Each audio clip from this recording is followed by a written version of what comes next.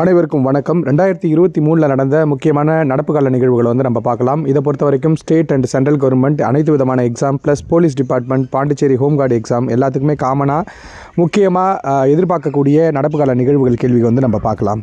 சரிங்களா? First question என்ன அப்படின்னு பார்த்தீங்கன்னா, குளோபல் ஹங்கர் இண்டெக்ஸ், அதாவது உலக பசி குறியீட்டில் இந்தியா எத்தனாவது இடத்துல இருக்குது அப்படின்னு பார்த்தீங்கன்னா, அதாவது எல்லாத்துக்குமே குறியீடு இருக்குது.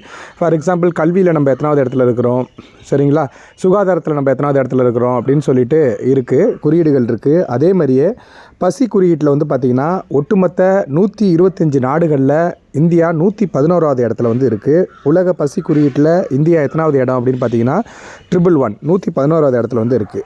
அடுத்து பார்த்திங்கன்னா ஆப்ரேஷன் அஜய் அப்படிங்கிறது என்ன அப்படின்னா, இப்போது இஸ்ரேல் மற்றும் ஹமாஸ் பிரிவினருக்கு அங்கே போர் நடந்துக்கிட்டு இருக்கு இல்லையா, நம்மளுடைய வடமேற்கு சைடில் இருக்கக்கூடிய இஸ்ரேல் மற்றும் ஹமாஸ் பிரிவினருக்கு போர் நடந்துகிட்டு இருக்கு. அங்கே அப்போது இஸ்ரேலில் அங்கே தவிச்சிட்டு இருக்கக்கூடிய இந்திய மக்களை காப்பாற்றணும் அப்படிங்கிறதுக்காக, அதாவது இஸ்ரேலில் இருக்க இந்தியன் சிட்டிசனை அங்கேருந்து எக்ஸாவேட் பண்ணணும், அங்கேருந்து இந்தியாவுக்கு அழைச்சிட்டு வரணும் அப்படிங்கிறதுக்காக போடப்பட்ட திட்டம் தான் ஆப்ரேஷன் அஜய். இந்திய அரசாங்கத்தால் நடக்கப்படுது. அப்போ ஆப்ரேஷன் அஜய் அப்படின்னா இஸ்ரேலில் உள்ள இந்திய சிட்டிசனை இந்தியாவுக்கு கொண்டு வர ஒரு முயற்சி. ஓகேங்களா? அடுத்து கேலோ இந்தியா பேரா கேம்ஸ் அப்படிங்கிறது 2023 நடந்துச்சு. அது எங்கே நடந்துச்சு அப்படின்னு பார்த்தீங்கன்னா டெல்லியில் நடந்துச்சு. கேலோ இந்தியா பேரா கேம்ஸ் அப்படின்னு பார்த்தீங்கன்னா பர்சன் வித் டிசபிலிட்டி. ஓகேங்களா? அந்த கேலோ இந்தியா பேரா கேம்ஸ் 2023 டெல்லியில் நடந்துச்சு. இதில் யார் ஜெயிச்சா அப்படின்னு பார்த்தீங்கன்னா ஹரியானா தான் முதலிடம் பெற்றாங்க. ஓகேங்களா? ஹரியானா தான் முதலிடம்.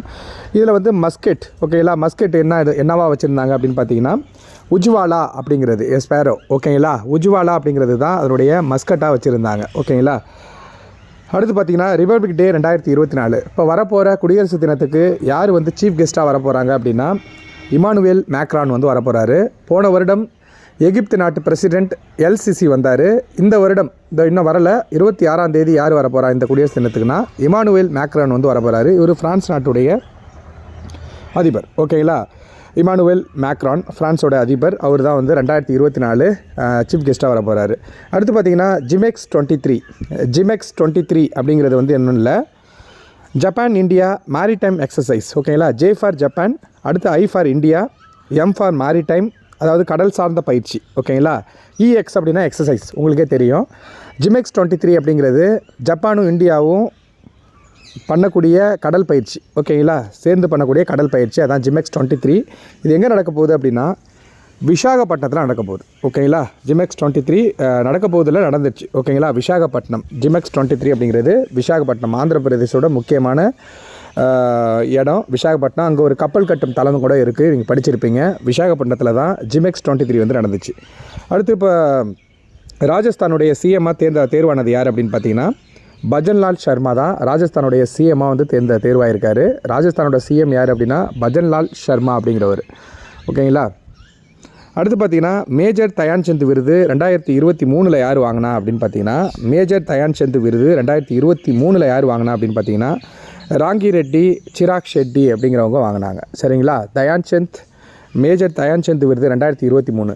இது பார்த்திங்கன்னா விளையாட்டுத்துறையில் மிக உயரிய விருது இந்த மேஜர் தயான்சந்த் விருது தான். இது ஸ்டார்டிங்கில் 1991 இது ராஜீவ்காந்தி கேல் ரத்னா விருது அப்படின்னு இருந்துச்சு. 2021 ஆகஸ்ட் 6ஆம் தேதியிலிருந்து இது மேஜர் தயான்சந்த் விருது அப்படின்னு சொல்லிட்டு பெயர் மாற்றம் அடைஞ்சிது.